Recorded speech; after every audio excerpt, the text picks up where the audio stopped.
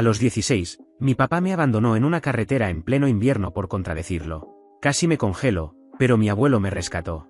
Tiempo después la justicia hizo su trabajo. Hola, Reddit. Mi familia siempre me trató como el chivo expiatorio, mientras mi hermana era coronada como la realeza de la casa. Intenté seguir con mi vida, pero las cosas no terminaron ahí.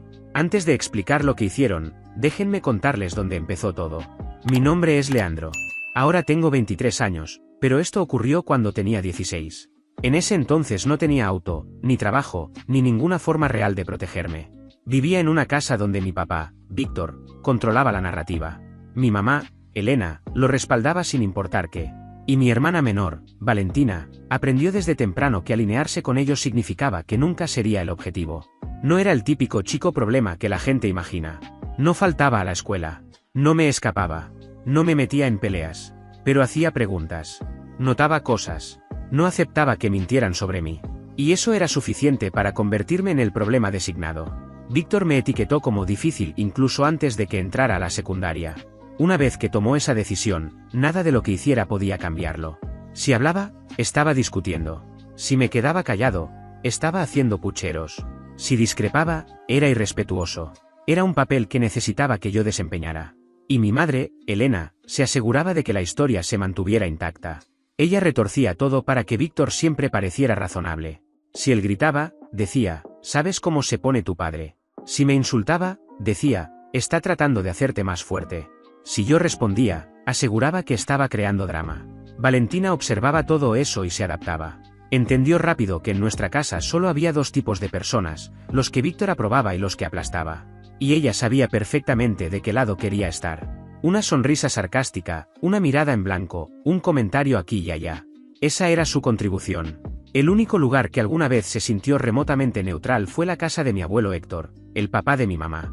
No era ruidoso ni emocional, simplemente era estable. El resto de la familia, tíos, tías, primos, en su mayoría se mantenía al margen cuando surgían conflictos. Nunca intervenían, pero tampoco echaban leña al fuego. Esa noche todos estaban allí para una cena familiar, el tío Esteban y la tía Marisol con sus hijos, la tía Renata y el tío Torne, y un puñado de primos de entre 10 y 20 años. Debería haberse sentido lleno de una buena manera. No fue así. Llegamos tarde, algo por lo que Víctor me culpó incluso antes de llegar al porche. Si alguien no se hubiera tardado una eternidad en arreglarse, habríamos llegado a tiempo, murmuró. Yo estaba listo antes que todos, respondí en voz baja. Valentina dijo con sarcasmo. Claro que sí, te creemos, hermanito. Mi madre y mi hermana soltaron una risa cómplice. Víctor después me miró y me dijo. No formes problemas esta noche. Héctor, mi abuelo, abrió la puerta y nos hizo pasar con un leve asentimiento. La casa olía a carne asada y papas recién hechas. Todos ya estaban sentados o acomodándose. El murmullo de las conversaciones bajó ligeramente cuando entramos, algo que ya no me sorprendía. La tía Renata saludó con la mano. Hola, Leandro. La tía Marisol me dedicó una pequeña sonrisa. ¿La escuela te trata bien? Antes de que pudiera responder, Víctor intervino. Le iría mejor si pusiera un esfuerzo real en la escuela.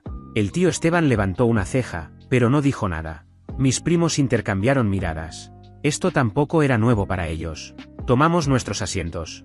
Yo me senté casi al final de la mesa, más cerca de los niños pequeños.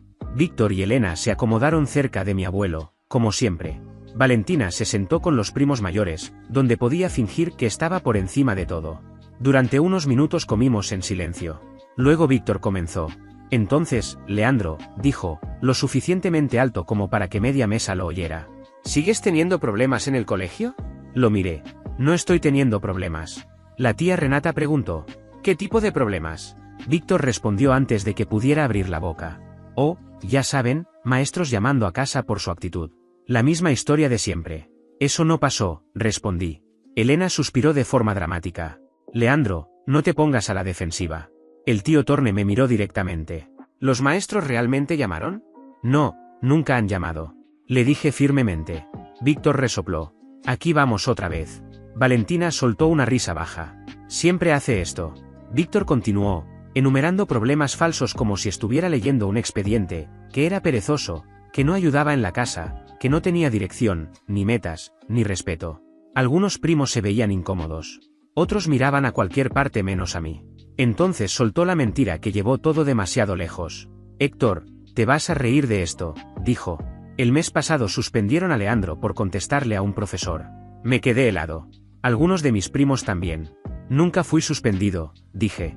La conversación alrededor de la mesa se detuvo al instante. El tío Esteban levantó la vista. ¿No lo fuiste?, me preguntó. No, ni una sola vez. Víctor me miró como si no pudiera creer que hubiera hablado. ¿Me estás llamando mentiroso frente a todos? Estoy diciendo que eso no pasó, le respondí. La tía Marisol dejó su vaso sobre la mesa. La tensión era evidente, incluso para los niños pequeños. Elena intervino. Leandro, ¿sabes a qué se refiere tu padre? No, respondí. No lo sé. Víctor golpeó la mesa con la mano. Un par de primos dieron un pequeño salto. No me corriges en la casa de mi suegro. Héctor habló sin alzar la voz. Víctor, suficiente. Pero Víctor no escuchaba. Empujó la silla hacia atrás con tanta fuerza que chocó contra la pared. Nos vamos, dijo en voz alta. Elena se levantó de inmediato y tomó su bolso. Vámonos. Valentina me lanzó una sonrisa sarcástica. Buen trabajo, Leandro. Mis tíos y tías parecían atónitos. Susurraban entre ellos, pero ninguno dijo nada para detenerlo. Héctor nos observó a todos con una expresión que nunca olvidaré. No estaba sorprendido. Estaba preocupado. Caminamos hacia el auto en silencio. El aire frío golpeó con fuerza. Víctor, mi padre, no dijo una palabra mientras nos abrochábamos los cinturones. Encendió el motor y arrancó demasiado rápido. Miré por la ventana. Conocía el patrón. Conocía su humor. Sabía cómo apretaba el volante cuando estaba molesto y planeando algo. No sabía qué iba a hacer, pero sabía que esta vez no sería solo gritos. El trayecto a casa comenzó en un silencio absoluto. No el silencio de gente cansada, sino el pesado, denso, el que se siente como si algo estuviera acumulándose bajo la superficie. La mandíbula de Víctor estaba rígida, agarraba y soltaba el volante como si intentara no explotar otra vez. Las luces de los autos que pasaban iluminaban su rostro por segundos, marcando cada músculo tenso. Yo miraba al frente, inmóvil. Pasaron varios minutos sin que nadie hablara. Finalmente, Elena, mi madre, rompió el silencio. Víctor, no puedes permitir que te hable así frente a toda la familia. Fue humillante. Él no la miró, pero le respondió. Cree que es adulto. Ese es el problema. Te hizo quedar como si no supieras lo que pasa, agregó ella. Y frente a tus suegros, además. Valentina se inclinó hacia adelante desde el asiento trasero. Siempre hace lo mismo.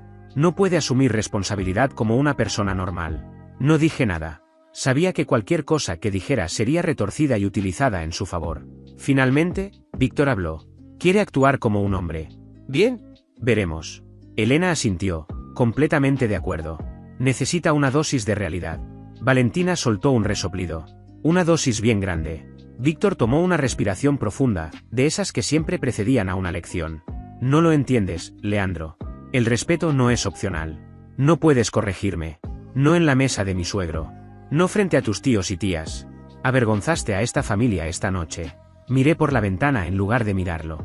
Mírame, ordenó bruscamente. Giré la cabeza apenas. Ese es tu problema. Siempre crees que tienes razón. Crees que no tienes que escuchar. Vives bajo mi techo. Comes mi comida. Lo mínimo que puedes hacer es mostrar algo de gratitud, añadió Elena. Y no hacer las cosas incómodas para todos. Había niños en esa mesa, dijo Valentina. Honestamente, debiste haber mantenido la boca cerrada. Víctor siguió conduciendo, pero algo en la ruta se sentía mal. Pasamos el giro que nos llevaba de regreso a casa. Pensé que daría la vuelta o tomaría otra calle, pero luego dejó atrás otro cruce familiar, y otro más. Miré el reloj del tablero. Era tarde, alrededor de las 10. El cielo invernal afuera estaba negro sin estrellas ni luna que lo iluminaran. ¿A dónde vamos?, pregunté en voz baja. Víctor no respondió. Valentina, mi hermana, soltó una risa y dijo. Oh, Dios. Está asustado por completo. Leandro, no empieces, dijo Elena. No vamos a casa todavía, dijo Víctor finalmente. Primero necesitas aprender algo. No pregunté qué, pero ya sentía ese peso en el estómago que te avisa que las cosas no van a salir bien. Siguió manejando hasta que las luces de la calle comenzaron a espaciarse y las casas desaparecieron. Los vecindarios conocidos se transformaron en largos tramos de carretera vacía. No había aceras, ni tiendas, ni personas. Solo campos abiertos y unos pocos árboles oscuros recortados contra el cielo. Finalmente, Víctor detuvo el auto en un arcén estrecho. La única luz provenía de los faros, iluminando la grava y la hierba muerta cubierta de escarcha por el frío. Sal, dijo. Por un segundo pensé que había escuchado mal. ¿Qué dices?, le pregunté. Se giró hacia mí. Su rostro era puro hielo. Sal del auto. Mi madre no me miró. Permaneció de frente, como si no quisiera formar parte del momento, aunque lo era por completo. Papá, dije en voz baja. Hace frío. Debiste pensar en eso antes de abrir la boca en la cena, me respondió. ¿Quieres actuar como un adulto? Los adultos caminan. Los adultos asumen responsabilidad por lo que hacen. Valentina soltó una risa corta. Esto es tan dramático. Solo sal. Víctor señaló la puerta. Sal ahora. Abrí la puerta lentamente. El frío me golpeó al instante, más cortante de lo que esperaba. Mi aliento se volvió visible en el aire. Víctor se inclinó hacia mí. Vas a caminar a casa.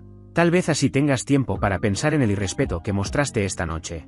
Elena seguía sin girarse. No dijo detente, ni Víctor, esto es demasiado, ni siquiera aún me espera. Nada. Solo permaneció sentada con las manos en el regazo. Bajé del auto y mis zapatos crujieron sobre la grava. Y Leandro, añadió Víctor, no te molestes en regresar por esa puerta esta noche actuando como una víctima. Tú te lo buscaste. Valentina negó con la cabeza.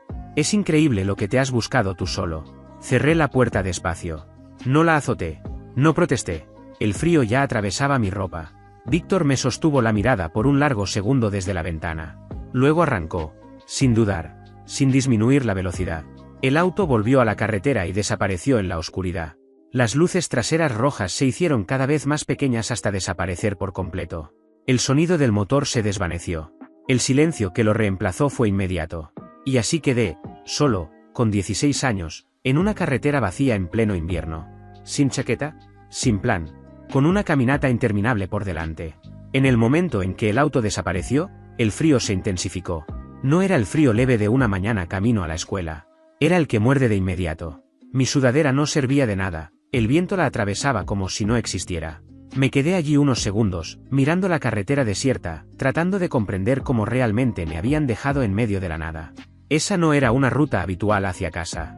Víctor había tomado una carretera secundaria que atravesaba tierras de cultivo y una zona industrial. Nadie caminaba por allí. Nadie conducía por allí a menos que estuviera tomando un atajo o transportando equipo. Después del anochecer, la carretera quedaba prácticamente abandonada. Si pasaba un vehículo, era uno cada 20 o 30 minutos. Por lo general, un camión de carga rumbo a la entrada de la autopista más adelante. No el tipo de conductor que se detiene por un adolescente en el frío. Y la policía no patrullaba rutas rurales sin motivo. Se mantenían cerca de los vecindarios, de los semáforos, de los lugares donde realmente ocurrían cosas.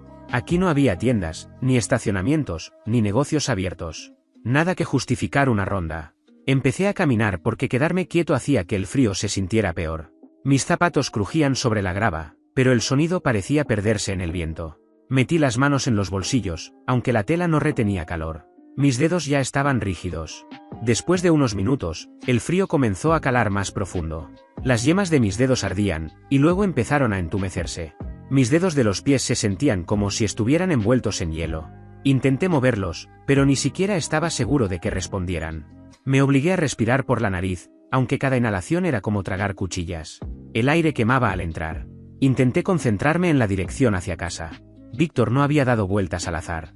Había conducido hacia el sur y luego hacia el este. Cuando alcanzara el inicio del largo tramo cerca del parque industrial, solo tendría que seguir recto hacia la ciudad. Sería casi una hora caminando. Quizás más, con ese frío. De vez en cuando miraba hacia atrás, esperando ver faros. Cualquier faro. Pero la carretera seguía vacía. Sin autos, sin camiones, sin alguien regresando tarde del trabajo. Solo oscuridad y viento. Saqué el teléfono casi por reflejo. Era el único consuelo que tenía. Presioné el botón. Nada. La pantalla permaneció negra. Lo intenté otra vez. Batería muerta. Debió descargarse durante la cena sin que me diera cuenta. Sentí como el estómago se me hundía. Sin linterna. Sin mapa. Sin posibilidad de pedir ayuda. La gente siempre pregunta, ¿por qué no fuiste directo a la policía? ¿Por qué no tocaste la puerta más cercana? Pero allí afuera no había puertas. No había casas. No había nada. Y llamar a la policía nunca fue un instinto que existiera en la casa de Víctor. Me habían criado para creer que él siempre ganaría cualquier versión de los hechos. Si le decía a un oficial que me dejó en una carretera oscura, él diría que me escapé. Si decía que me abandonó, afirmaría que yo era inestable. Elena, mi madre, asentiría. Valentina respaldaría cualquier historia que me hiciera parecer exagerado o dramático. Así que incluso si mi teléfono hubiera tenido batería, no me habría sentido seguro llamando a nadie con uniforme. Sería mi palabra contra la de mis padres. Y me habían entrenado toda mi vida para perder esa pelea. Metí el teléfono de nuevo en el bolsillo y seguí caminando. Mis dedos empezaron a doler otra vez, como si la sensibilidad intentara regresar, pero no lograra hacerlo por completo. Los pies estaban peor. Mis piernas se sentían pesadas. La garganta me ardía cada vez que respiraba. Me concentré en dar un paso tras otro. El miedo se asentaba bajo en mi estómago. No era pánico. Era algo constante. Silencioso. Seguí mirando la carretera, esperando al menos un vehículo. Uno solo. Pero no apareció ni un par de faros. Eso hacía que la caminata se sintiera interminable. Finalmente, vi luces de calle a lo lejos. Pequeños puntos débiles que apenas rompían la oscuridad. Mi vecindario aún estaba lejos, pero al menos había llegado al borde de la ciudad. Había algunas casas dispersas en esa zona, pero todas estaban a oscuras. Sin movimiento. Sin autos pasando. Cuando entré al primer bloque residencial, el frío cambió. Ya no era el viento. Era la humedad del sudor enfriándose contra mi piel. Mi ropa se sentía pegajosa y helada al mismo tiempo. Mis brazos temblaban. Mis dientes no dejaban de castañetear. Froté mis manos entre sí, pero todavía no sentía bien las yemas de los dedos. Mientras me acercaba a mi calle, el miedo se transformó en otra cosa. No era alivio.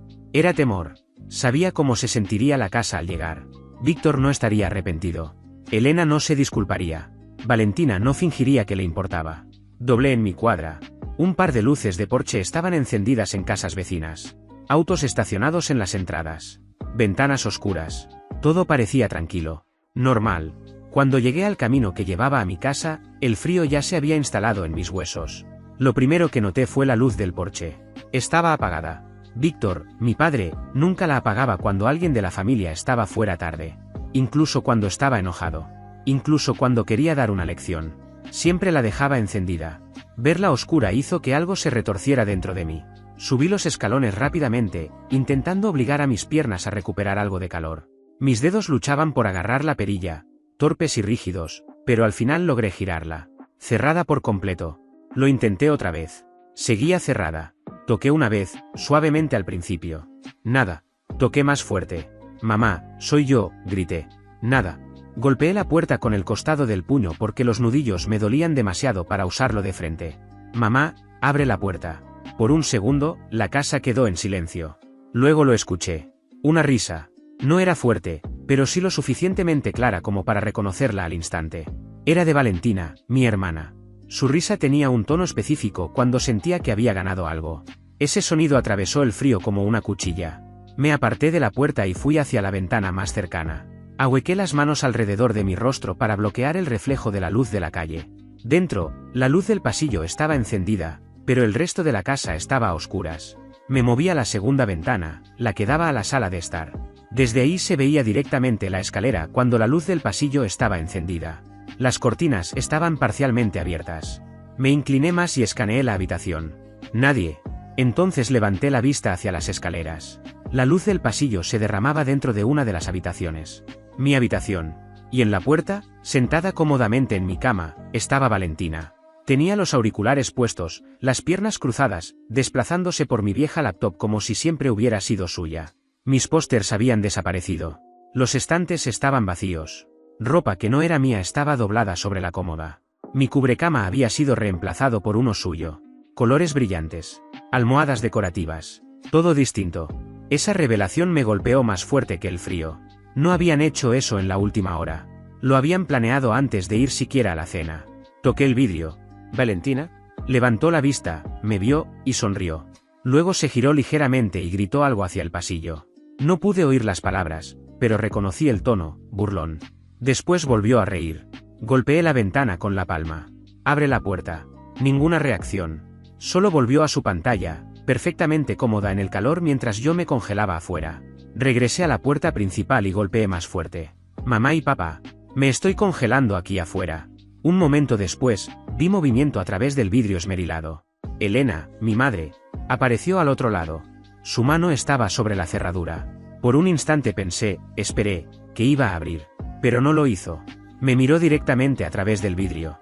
No parecía sorprendida, ni confundida, ni preocupada. Parecía molesta, como si la hubiera interrumpido. Sacudió la cabeza, se dio la vuelta y regresó hacia la sala de estar. Sentí que el pecho se me comprimía. Golpeé la puerta otra vez. «Mamá, en serio». Caminé hasta aquí. Me estoy congelando. Entonces escuché la voz de Víctor desde adentro. Su tono atravesaba la puerta aunque estuviera amortiguado. Déjalo aprender. No fue un grito. Fue peor. Fue definitivo. Luego otra risa desde arriba. Miré la puerta, intentando procesar lo que estaba pasando. No solo me estaban ignorando. Me estaban dejando afuera a propósito. Me habían quitado mi habitación antes siquiera de que llegara a casa. Valentina ya estaba instalada allí, como si yo nunca hubiera existido. No estaban esperando a ver si regresaba. Ya habían decidido que ese ya no era mi lugar. El frío se volvió insoportable. Mis dedos apenas respondían. Los pies se sentían como bloques rígidos dentro de los zapatos. Mi respiración era rápida y superficial. Quedarme ahí más tiempo era peligroso. Aún así, lo intenté una última vez. Por favor, solo abran la puerta un minuto. Ayúdenme. Me estoy congelando. No se escuchó nada. Ni pasos. Ni voces.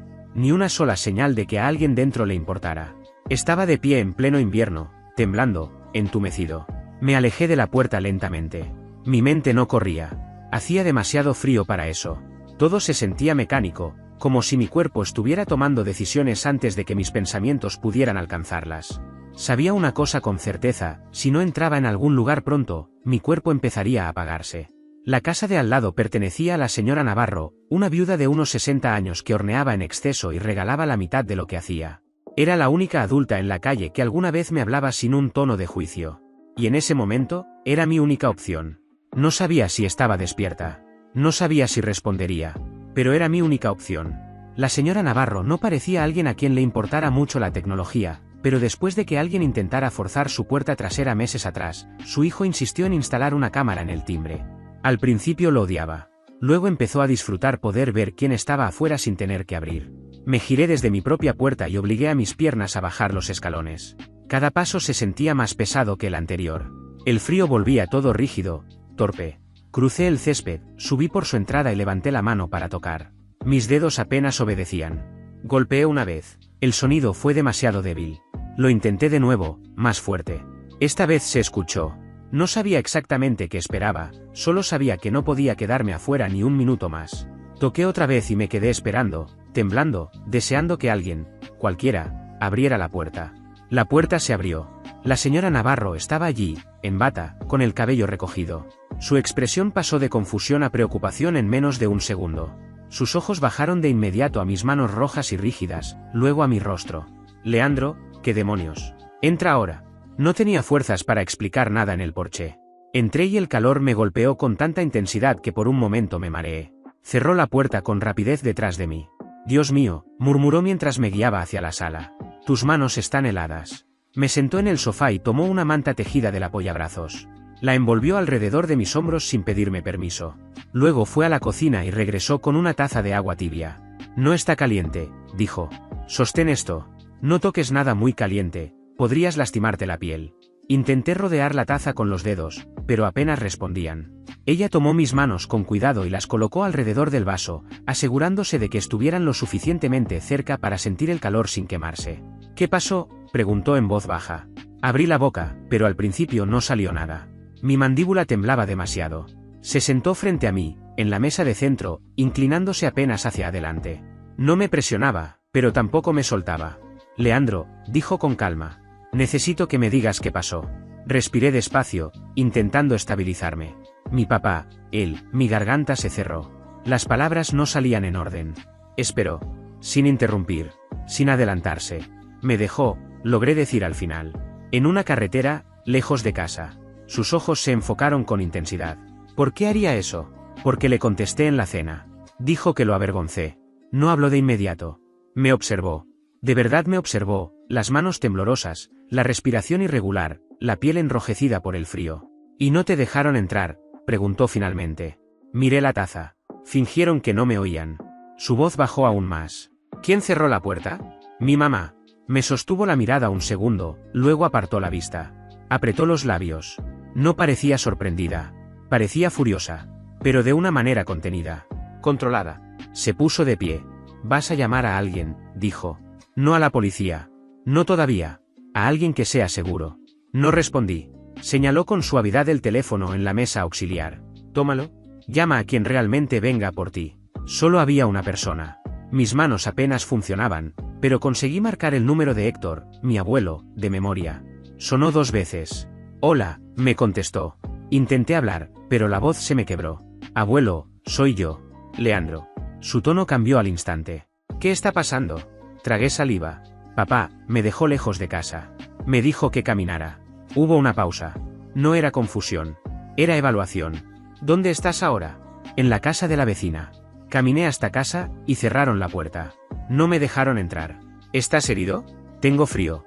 Mucho frío. ¿Y tus padres saben que estás afuera? Sí. Otra pausa. Más corta. Más pesada. Voy ahora mismo, dijo. Quédate ahí. No regreses a esa casa. Mi respiración se quebró un poco. Está bien. No colgó enseguida. Escúchame, Leandro. No hiciste nada malo esta noche. ¿Me entiendes? Asentí, aunque él no podía verme. Sí, le respondí. Bien. Llegó pronto. Cuando terminó la llamada, devolví el teléfono con dedos rígidos. La señora Navarro lo tomó con cuidado y lo dejó a un lado. ¿Viene? Preguntó. Sí, asintió. Bien. Tu abuelo es un hombre firme. Se sentó en el sillón cercano. No revoloteaba a mi alrededor. No intentaba distraerme. No me daba sermones sobre lo estresados que pueden estar los padres. Simplemente estaba presente. Cada pocos minutos me preguntaba cómo me sentía, asegurándose de que el entumecimiento no empeorara. Al rato se levantó otra vez, tomó un par de calcetines gruesos de una canasta junto a las escaleras y los dejó a mi lado. Cuando tus pies empiecen a calentarse, póntelos despacio. No te apresures. Asentí. Mis dientes seguían castañeteando, pero ya no con la misma violencia. Los minutos pasaron lentamente, pero ya no de forma insoportable. Por primera vez esa noche, no estaba solo. Ambos estábamos quietos, estables y esperando. El calor de la habitación empezó a asentarse lentamente sobre mí. Aún no podía sentir los dedos de los pies, pero el ardor punzante en las manos comenzaba a disminuir. Entonces, los faros de un vehículo iluminaron la ventana frontal. La señora Navarro se levantó, caminó hasta la puerta y la abrió antes de que Héctor tuviera oportunidad de tocar. Él entró de inmediato, todavía con el abrigo puesto. Sus ojos me buscaron al instante. ¿Qué te hizo?, preguntó en voz baja. No tuve oportunidad de responder. Mi cuerpo se inclinó hacia adelante, no desplomándose, sino soltando algo pesado que había estado sosteniendo por dentro. Héctor se acercó y apoyó una mano firme en mi hombro. Está bien, dijo. Te tengo. Nos vamos. Luego miró a la señora Navarro. Gracias por recibirlo. Ella asintió mientras salíamos y me deseó que todo saliera bien, asegurando que estaba allí para cualquier cosa que necesitáramos. Héctor no perdió ni un segundo una vez que estuve dentro de su camioneta. No pidió la historia completa. No gritó. No hizo preguntas. Solo dijo, ponte el cinturón. Y salió del camino de entrada. Pero su agarre en el volante lo decía todo. Los nudillos estaban blancos, la piel tensa por la fuerza con la que apretaba. Yo seguía frotándome las manos, se sentían rígidas, extrañas, como si no fueran del todo mías. El aire caliente de la calefacción no parecía suficiente. Héctor me miró varias veces. ¿Cuánto tiempo estuviste afuera? Lo suficiente, respondí en voz baja. Me dejó en esa carretera rural. Su mandíbula se tensó. Hablaremos después de que te revisen. Fue directo a la sala de emergencias sin dudar. Las luces de la entrada del hospital resultaban cegadoras después de las carreteras oscuras. Héctor entró rápido, sosteniéndome con firmeza cuando tropecé ligeramente. La enfermera que me evaluó al llegar a emergencias vio mis manos y mi rostro y no perdió tiempo en cortesías. Este chico necesita una habitación caliente, dijo de inmediato. Posible congelación en dedos de manos y pies. Riesgo de hipotermia. Me llevaron a una sala con mantas térmicas y un monitor. Una enfermera comenzó a examinar mis manos, presionando con cuidado distintas zonas. ¿Puedes sentir esto? Más o menos, le respondí. Esa no es la respuesta que queremos, murmuró mientras anotaba algo. Otra enfermera tomó mi temperatura. Está frío. Peligrosamente frío. Héctor permanecía en una esquina, brazos cruzados, observando todo con una ira contenida que nunca le había visto antes. Un médico entró, revisó las notas y luego me miró. ¿Qué ocurrió? ¿Te quedaste varado en algún lugar? Héctor respondió antes de que pudiera hacerlo yo. Su padre lo dejó en una carretera fuera de la ciudad. Las cejas del médico se alzaron con intención. ¿Es eso cierto? Asentí. Me dijo que me bajara. Que caminara a casa, le respondí. El personal siguió tomando notas, calentando mis manos de forma gradual y revisando la circulación en los dedos de mis pies. Héctor se acercó a una enfermera y le habló en voz baja. No pude escuchar lo que decían, pero, por la expresión de ambos, entendí que le estaba pidiendo algo importante. Ella asintió y lo guió hacia un teléfono en el pasillo. Me quedé solo con el sonido constante del monitor y el calor que apenas empezaba a regresar a mis manos. 15 minutos después, 2 oficiales de policía entraron en la sala y se dirigieron directamente a mi cama. Ahí comprendí que Héctor, mi abuelo, había hecho una denuncia a la policía. Leandro, tu abuelo nos llamó. Necesitamos que nos cuentes lo que pasó esta noche, desde el principio. Se lo conté. Sin adornos. Sin dramatizar. La cena, la discusión, el viaje, que me dejaran en la carretera, la caminata, la puerta cerrada, la risa desde dentro, ver a Valentina en mi habitación, Elena ignorándome, Víctor gritando desde la casa. Uno de los oficiales escribía sin parar. El otro me miraba directamente, sin interrumpir. ¿Sabían que estabas afuera, en el frío?, preguntó. Sí. Mi mamá me miró directamente a través de la ventana. Mi hermana me vio, y sonrió. ¿Y aún así no te dejaron entrar? No lo hicieron, le respondí. El oficial anotó algo más largo esta vez. Una enfermera regresó con una carpeta. Documentación completa. Fotografías de manos y rostro. Registros de temperatura. La circulación sigue siendo preocupante pero mejorando. El oficial la tomó, la revisó en silencio y luego miró a su compañero. Hay evidencia médica clara. Esto es suficiente para proceder. El otro agente llevó a Héctor a un lado. Iremos a la casa esta misma noche. La voz de Héctor fue baja y firme. Me parece bien. No deberían tener oportunidad de manipular nada. Los oficiales intercambiaron algunas palabras más entre ellos, luego se volvieron hacia mí. Héctor ha solicitado formalmente que te quedes bajo su cuidado mientras el caso avanza. Esta noche no regresas a esa casa. Asentí lentamente. Está bien, le respondí. Héctor apoyó una mano en mi hombro. Vienes conmigo. No volverás a poner un pie en esa casa. Uno de los oficiales añadió antes de salir. El fiscal revisará todo lo que se documentó esta noche. Es probable que soliciten una orden judicial de emergencia. Un juez deberá firmarla. Puede tardar un poco, pero el proceso ya está en marcha. Después de 30 minutos aproximadamente, una enfermera volvió para revisar mis manos. La sensibilidad había regresado parcialmente. Mientras terminaban de envolver mis pies, uno de los oficiales regresó a la habitación. Tu padre está bajo custodia, dijo. Con la información que tenemos hasta ahora, fue arrestado esta noche. Se lo llevaron directamente a la cárcel del condado. Hizo una breve pausa. Tu madre también está siendo investigada.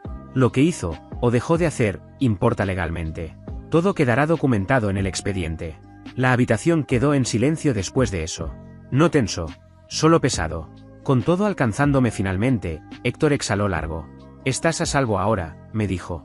Por primera vez en toda la noche, le creí. Me dejaron en observación toda la noche, hasta la mañana siguiente. Querían asegurarse de que la circulación regresara por completo y de que no hubiera daño permanente ni otras complicaciones. Héctor no se movió de la silla junto a mi cama. Al día siguiente me dieron el alta. No regresé a mi antigua casa. Fui directamente a casa de mi abuelo. Allí pude estar tranquilo mientras el proceso legal contra mi familia seguía su curso. Víctor, mi padre, no volvió a su casa esa noche. Ni al día siguiente. Ni la semana siguiente. Por primera vez en su vida, la historia no era suya para controlar. No podía acorralar a nadie en la cocina. No podía alzar la voz hasta imponerse. No podía retorcer los hechos hasta parecer fuerte y hacerme ver ingrato. Ahora eran personas con placas y portapapeles quienes escribían la historia. Pasó las noches siguientes en la cárcel del condado mientras el caso avanzaba. Fue fichado por abandono y por poner en peligro la vida de otra persona. Palabras que nunca antes habían estado asociadas a su nombre. En los días siguientes, el fiscal revisó los reportes, las notas de la sala de emergencias, las fotografías, las declaraciones. Ahí fue cuando todo se volvió real, no solo en mi cabeza, sino también en papel. Había 2 palabras que jamás imaginé ver juntas en un mismo documento. Delito grave y padre. En la audiencia de cargos, su abogado intentó presentarlo como un malentendido dentro de un hogar estresado. Pero la documentación médica, mi temperatura corporal, la pérdida de circulación, las fotografías de mis manos, desmanteló ese argumento de inmediato. El juez negó la libertad provisional.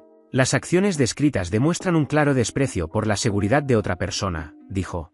Existe un riesgo real de que el daño se repita. Víctor no miró a nadie cuando se pronunciaron esas palabras. Se quedó mirando al frente, como si no pudiera creer que el sistema no se doblara ante él. Su trabajo se enteró rápidamente. Pueblo pequeño. Noticias rápidas. En cuestión de días, fue puesto en licencia administrativa mientras Recursos Humanos revisaba la situación. No era una condena formal, pero bastó para que la percepción que tenían de él se quebrara. Todos en su departamento lo sabían. Las noticias se propagaron entre vecinos, compañeros de trabajo, familia extendida. Personas que antes lo trataban con respeto automático ahora evitaban mencionarlo. Perdió la imagen que había construido durante décadas. Elena, mi madre, tampoco quedó al margen.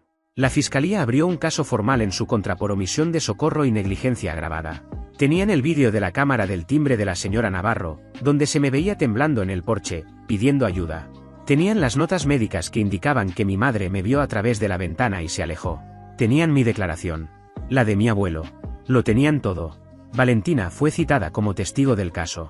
Su conducta esa noche quedó registrada en el expediente, pero al ser menor de edad, el peso legal recayó sobre quienes tenían la responsabilidad de protegerme. La familia extendida empezó a tomar partido. Algunas tías y tíos llamaron a Héctor en privado para decir que estaban horrorizados. Algunos primos me escribieron mensajes diciendo que siempre habían sospechado que algo no estaba bien. Otros insistían en que Víctor jamás haría algo así, que yo debía haber malinterpretado las cosas o que estaba permitiendo que extraños castigaran a la familia. Héctor cortó de raíz a cualquiera que intentara desviar la culpa hacia mí. Casi una semana después del arresto de Víctor ocurrió el enfrentamiento con mi madre. Estábamos en la sala esa tarde cuando alguien llamó a la puerta. El golpe fue suave, irregular, casi como si dudara en hacerlo. Héctor se quedó quieto a medio camino, como si ya supiera quién estaba del otro lado. Respiró hondo antes de acercarse y abrir apenas una rendija. Elena estaba allí, envuelta en un abrigo. Se veía agotada. No como alguien que hubiera llorado, sino como alguien que no había dormido desde el arresto. Papá, susurró, por favor. Necesito hablar con mi hijo. No deberías estar aquí, dijo Héctor. Hay una orden judicial de no contacto. Soy su madre, su voz se quebró. Tengo derecho. Perdiste ese derecho, respondió Héctor, cuando dejaste a mi nieto en el frío. Ella se encogió como si la hubieran abofeteado. Papá, no fue así. Entonces explícalo, dijo Héctor. Estaba enojado, dijo apresuradamente. Víctor se salió de control, pero ¿sabes cómo se pone? Las cosas escalaron. Héctor no apartó la mirada. Miraste a Leandro a través de la ventana y te alejaste. Su respiración se quebró. No sabía que hacía tanto frío, dijo Elena. Di un paso al frente desde detrás de Héctor. Me viste temblando. Me oíste tocar.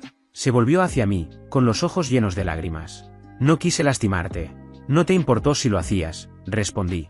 Elena negó con la cabeza. Eso no es justo, dijo, con la voz quebrada.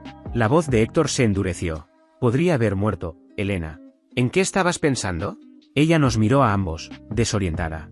Papá, no lo digas como si fuera un monstruo. Actuaste como uno, dijo Héctor en voz baja. No por quién eres, sino por en quién permitiste que te convirtiera. La compostura de Elena se rompió por completo. Solo quiero a mi familia de vuelta.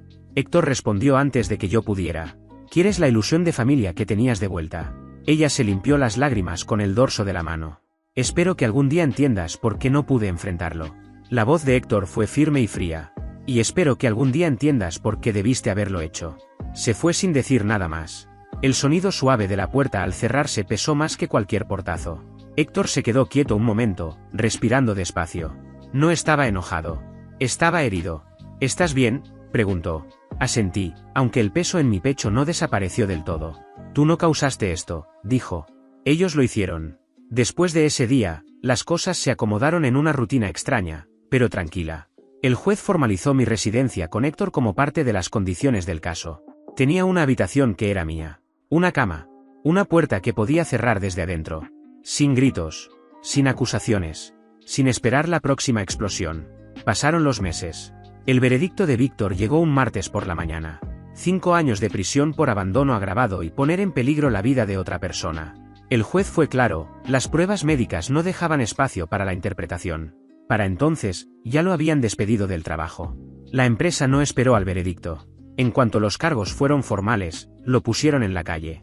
La imagen que había construido durante décadas, el hombre respetable, el padre de familia, el empleado de confianza, se desmoronó en cuestión de semanas. Elena seguía en proceso legal. Su juicio aún no tenía fecha, pero el fiscal no tenía intención de soltar el caso. Los cargos por omisión de socorro y negligencia seguían sobre la mesa. Sus abogados hablaban de libertad condicional, de acuerdos, de circunstancias atenuantes. Nadie sabía cómo terminaría. Pero ya no podía fingir que nada había pasado. Valentina terminó con una familia de parientes lejanos. Personas que no la conocían, que no giraban a su alrededor, que no la coronaban como el centro de la casa. Me llegaron comentarios de que no se adaptaba bien, que extrañaba la dinámica que había conocido toda su vida. Supongo que es difícil perder el trono cuando nunca entendiste que estaba construido sobre otra persona.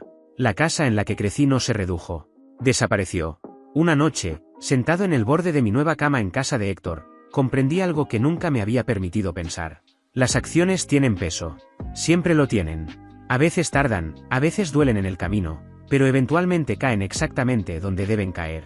Yo había sido el espejo que no querían mirar. La noche en que finalmente desafié una mentira no destruyó a la familia. Expuso la verdad sobre ella. Y por primera vez, las consecuencias no cayeron sobre mí. Gracias por ver.